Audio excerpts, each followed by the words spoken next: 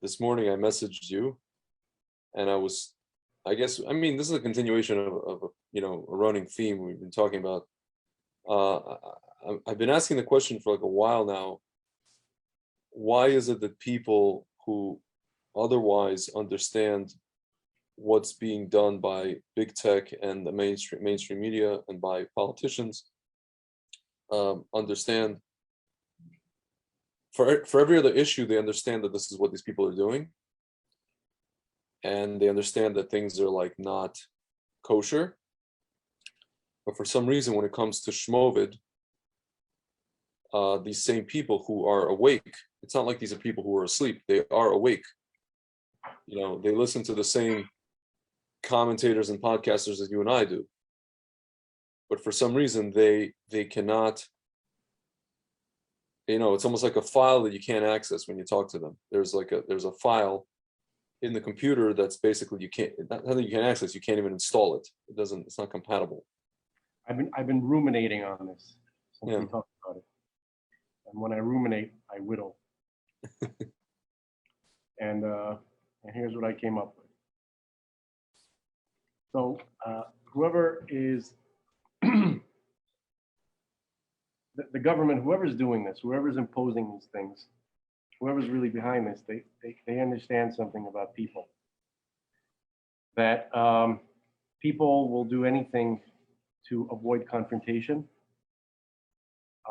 People are set into their routines, and they don't want to be taken away from it. Yeah.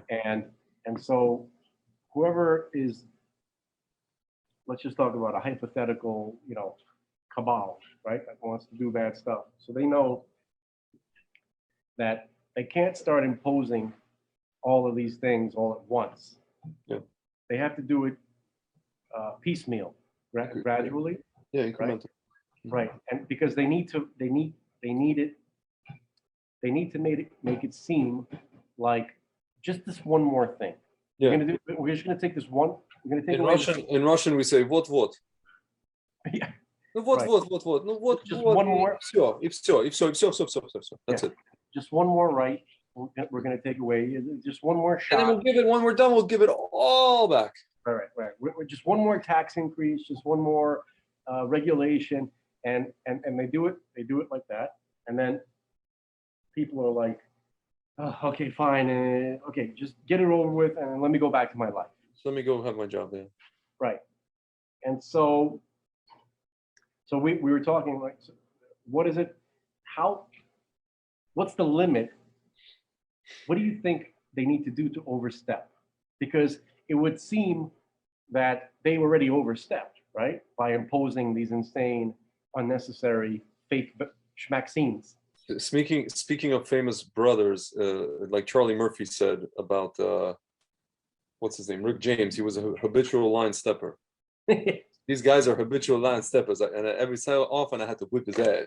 And he had an aura. I saw him. He had an aura. He had a glow. Yeah.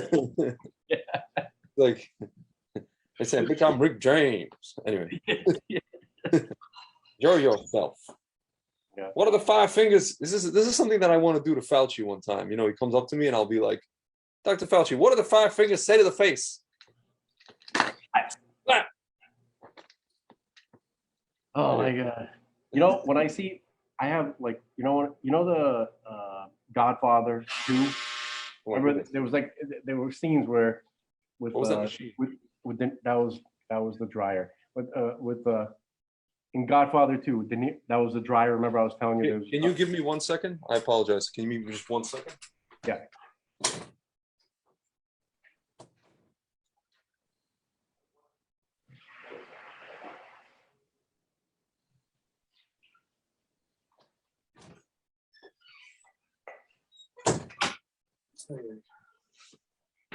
Yes, sorry about that. You were saying? Remember in Godfather 2, there's a lot of scenes about Don Corleone in his youth as a young man, even back in Sicily when he got revenge against the guy who killed his father. Remember? Yeah. Remember how he got close to him? Like he wanted to. Yeah, like really close, and he spoke to him. And and then you saw it. He like stuck the knife in him and went like, like Yeah, that. across his body. Yeah, Yeah. that's what you want to do to I didn't say that. him. Just a thought. I just no, You no. should be like, That my scene, my that scene name just is popped into my head. I have no idea what you're talking about. I Mi don't. chiamo Antonio Andolini, and this is for you. No, Antonio my name is Onigo Montoya. You Oh, kidding? I thought you were doing a. You were No, doing he Princess Bride. said it. He said to the guy, to the olive Oh, oil that's guy. what he said in the movie. He Okay. said Antonio Ando. That was his real last name before he changed it to Corleone. In America was Andolini. Yeah. His first name was Antonio. He was a little boy who Yeah. ran away. He said, "My name is Antonio Andolini. This is for you." I thought you switched the movies for a second. No. We're still in the same movie. Ain't no new movie. But it's the same theme. It's the same theme. Yeah. He was also looking for revenge. So yeah. So basically, you're saying the people who want to be put out of their routine and Yeah. So they know what they're doing, but and they've been doing that for like I don't know 100 years in America, 80 years. But now they really picked up the pace, and now you'd think that we're gonna stick you with a needle that has experimental stuff in it that no one's ever used before, and we don't know what's gonna happen in the future, and we're gonna do it to you and your kids. You would think that would be the line, right? yeah. So I don't know. So what's next? At this point, the fact that everybody submitted to this, I mean, they can literally. What are you communicating to these people? What are you communicating to the people who are doing this to you? They're like, we could literally, just to experiment. They could have fun with this. They could be like, you know what? We're going to come over once a week, and we're going to, you know what? I'm not going to say it. Yeah. You mentioned it. They're gonna do some kind of. You're going to bend over, and we're gonna examine you. You asked if that was the line today. You asked that question. I'm starting to think that people will agree to it. I think they'll do it. Yeah, it's like a group think. It's like what's like the Milgram experiment. You know about that, right? You know what that is. I do not know. I'll read to you what the Milgram experiment is. Basically, this is one giant Milgram experiment. What we're in at the moment. Milgram experiment is here. One of the most famous studies of obedience in psychology was carried out by Stanley Milgram, a psychologist at Yale University. He conducted an experiment focusing on the conflict between obedience to authority and personal conscience. Milgram, in 1963, examined justifications for acts of genocide offered by those accused at the World War II Nuremberg trials. Their defense often was based on obedience, that they were just following orders from their superiors. The experiments began in 1961. A year after the trial of Adolf Eichmann in Jerusalem. Milgram devised the experiment to answer the question: could it be that Eichmann and his million accomplices in the Holocaust were just following orders? Could we call them all accomplices? Milgram wanted to investigate whether Germans were particularly obedient on authority figures, as this was a common explanation for the Nazi killings in World War II. Milgram selected participants for his experiment by newspaper advertising for male participants to take part in the study of learning at Yale University. The procedure that the participant was paired with. The audio, you can hear. What's up? Something happened with your. You cut out. Can you hear me? I can hear you now, but you cut out. The procedure that the participant was paired with another person, and they drew lots to find out who would be the learner and who would be the teacher. The draw was fixed that the participant was always the teacher. The learner was one of Milgram's confederates, pretending to be a real participant. The learner, a Confederate called Mr. Wallace, was taken into a room and had electrodes attached to his arms, and the teacher and researcher went into a room next door that contained an electric shock generator and a row of switches marked from 15 volts, like slight shock, to 375 volts, danger, severe shock, or 450 volts, like, very bad. What was the aim of the experiment? Was interested in researching how far people would go in obeying an instruction if it involved harming another person. Milgram was interested in how easily ordinary people could be influenced into committing atrocities, for example, Germans in World War II. Volunteers were recruited for a controlled experiment investigating learning, ethics, deception. Okay. Participants were 40 males aged between 20 and 50, whose jobs ranged from unskilled to professional, from the New Haven, Connecticut area, since Yale. They were paid $4.50 for just for turning up. Hmm. At the beginning of the experiment, they were introduced to another participant who was a confederate of the experimenter, Milgram. They drew straws to determine their roles, learner or teacher. Although this was fixed, and the confederate was always the learner. There was okay, so I mentioned this already. Here, okay, 2 rooms in the Yale Interaction Laboratory were used. One for the learner, electric with the electric chair, and another for the teacher, an experimenter with an electric shock generator. Okay, so this is getting into just like here. Okay, I just want to get to kind of the brunt of like what it was doing. Okay. The learner was strapped to an electric chair with electrodes. After he has learned a list of word pairs given to him to learn. The teacher tests him by naming a word and asking the learner to recall its partner pair from a list of 4 possible choices. The teacher is told to administer electric shock every time the learner makes a mistake, increasing the level of shock each time. There were 30 switches on the shock generator marked from 15 volts to 450. So there's like small, like you said, incremental levels. The learner gave mainly wrong answers on purpose, and for each of these, the teacher gave him an electric shock. When the teacher refused to administer a shock, the experimenter was to give a series of orders / prods to ensure they continued. There were 4 prods, and if one was not obeyed, then the experimenter read out the next prod, and so on. Prod 1, please continue. Prod 2, the experimenter requires you to continue. Experiment requires you to continue. Prod 3, it is absolutely essential that you continue. Prod 4, you have no other choice but to continue. Note it sound familiar? Yeah. Already? Okay. Yep, absolutely. It's like, we have mandates. At first, no mandates. Then we have mandates. Now it's like, it's not a law, but, whatever. And then it's like, all right, our patience is done. And like, that's it. Results, 65%, 2/3 of participants, the teachers, continued to the highest level of 450 volts. All the participants continued, all of them continued to at least 300 volts.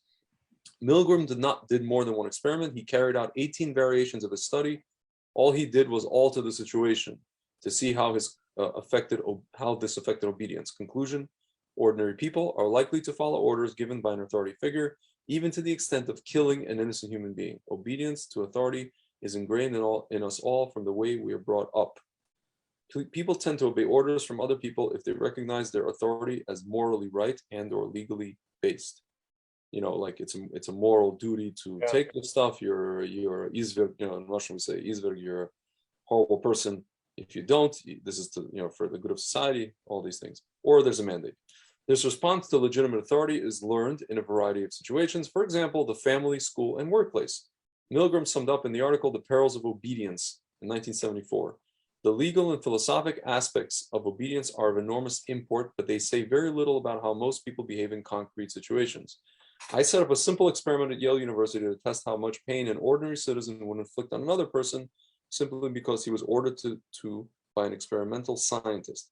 Stark authority was pitted against subjects, strongest moral imperatives against hurting others, and with the subjects' ears ringing with the screams of the victims, authority won more often than not. The extreme willingness of adults to go almost any lengths on the command of an authority constitutes the chief finding of the study and the fact most urgently demanding explanation. Well, hang on. So basically, this is like Milgram's agent. He came up with a theory of this. So he's explained behavior as participants by suggesting that people have 2 states of behavior when they're in social situation. Do you know anybody like this? Like, think about it for a minute. Do you actually know anybody that would participate in this type of experiment and would actually follow orders to that level? I don't think I know a person. Can I tell you something? I didn't think I did. I didn't think that I knew anybody, and then in this past year and a half, I learned that there are some people that I know that I knew who would probably do this, or would go at least to, I don't know, not 300, but at least 150. These are the most weak-minded of people. Yeah, like it's not. I wouldn't say that this. I can't imagine how this would, describe the majority of the people, even the ones that I know. We can never imagine. This is the problem. You never imagine. See, it says so. It says two types of behavior. See, it says the autonomous state, people direct their own actions and they take responsibility for the results of those actions. And the agentic state, people allow others to direct their actions and then pass off the responsibility for the consequences to the person giving them orders. In other words, they act as agents for another person's will. The irony, as we know, these people are going to try to claim that, it's not my responsibility, but these people are usually held responsible. It reminds me of a couple of routines from Louis C.K. and from Norm Macdonald. Norm Macdonald had this whole routine where this guy he starts hearing voices from the devil, and he ends up killing his whole family and chopping them up and everything, and then wait for and then the devil said, okay, after you do that, wait for instructions, and then in the end, it's his friend who's playing a practical joke on him, right? and then the reaction was, oh, that was you the whole time. I thought it was the Dark Lord. Oh, you know what I mean? Yeah. And then the other one was with Louis C.K. is when some guy he goes to hell. Dante's, the Catholic version of hell. Right? Yeah. Probably the Muslim version of hell too. And so and he's like, I'm the type of guy, I can just imagine myself. This is Louis C.K. talking about himself. He's like, I'll be in some hallway, waiting for my demon parole officer to come and, begin my eternity of torture and hell, right? Yeah. And I'll be sitting there, and then some demon will come up to me and be like, hey man, do something, do a horrible sexual act on me right now. I'm not, I'm trying to be nice on your show, right? Yeah. and then so the demon is raping Louis C.K., right? Yeah.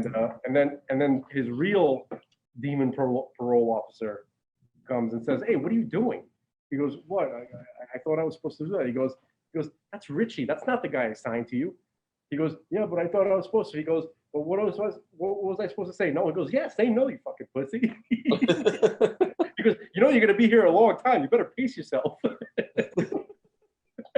Right? Because so I don't know why, but these things remind me of what you're talking about, where some authority figure will come and just tell you to do something, take a pull out of you, and then you're stuck with the consequences. Yeah. And you deserve to be. Of course, because you're smart. Listen, I want to read the end of this. So to what you're saying, actually. So he says, Milgram suggested that two things must be in place for a person to enter the agent state, like they give agency to someone else. Number one, the person giving the orders is perceived as being qualified to direct other people's behavior. That is, they seem legitimate, like trust the experts, or, like that schmuck said on Sunday, leave medicine to the doctors, okay there? That's what he was talking to me. Yeah. It's like I think I'd rather perform surgery on myself than let that guy come near me. Yes. Here, number two, the person being ordered about is able to believe that the authority will accept responsibility for what happens. So we're assuming, I don't know why, that these people are the people who can't even be sued in case something does happen, are magically going to accept responsibility if something happens. And we see that they're not. We see that we just found out that this person is guilty of perjury, the guy telling us to do all this stuff, and he can't, no one's going to do anything to him, and he's not going to claim any responsibility. Yeah. So why are we even it's incredible. It's incredible to me that we think that this guy is going to come and be like, yeah, it's my fault, and it's all me. And yeah.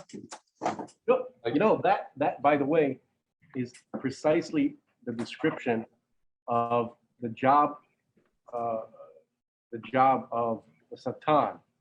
Mm-hmm. Do you ever hear exactly what the Satan's job is? It's to make you do an avera and then to blame you. Right. No, but there's a third thing. So basically, here's what he is. So Satan is that prick in school who convinces you to go smoke weed, somewhere, behind a dumpster, in the back, of the school, right? Yeah. Then he rats you out. Yep. Right. And then he delivers the punishment. He whatever, you get ticketed, you get the letter sent in your ear. Did you ever see the movie Scent of a Woman? The guy had, at the end, the whole reason the guy was even on Chicky, California. What California? Chicky. I get the sense that it's Chicky, California. You remember that? He said that about the stewardess. Oh, you talking about the cologne? Yeah, because he was smelling her. He's like, Chicky, California. Oh, that's funny. I don't know what that means, but I have it's no stuck in idea. my head. No, but so in in the end where he's like he's defending the kid, what's his name, Chris O'Donnell, and the only reason that guy got into trouble was because he was with going around with these kids, or he saw these kids doing like vandalism in the school. Yeah. He saw them, so he was the one because they're rich kids, whatever. So it's like these kids did the vandalism. He saw them do it, or he was with them, and because he's like the poor kid, poor guy who can't pay bribes, or his pappy can't pay bribes, he's the one that has to go before this committee. And so like what's his name? Al Pacino's like, and at the end he's like, Jimmy and Trent, F you too.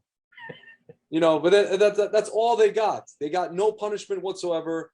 Philip Seymour Hoffman, also the rich fat kid, got no punishment whatsoever. His dad came with him, and the person who had to defend himself, like in the Beis Din Shalmala, was this kid who has no money, and defended by a blind guy. The Levi Yitzchak of Berdichev. You know what I'm saying? Yeah. the defense guy, no, defense attorney of the Jewish people. Yeah, he was the protector of Israel. Absolutely. Mm-hmm. So I just love that part. He's like, Jimmy and Trent, wherever you are, F you too. Yeah. So ain't nobody taking responsibility. So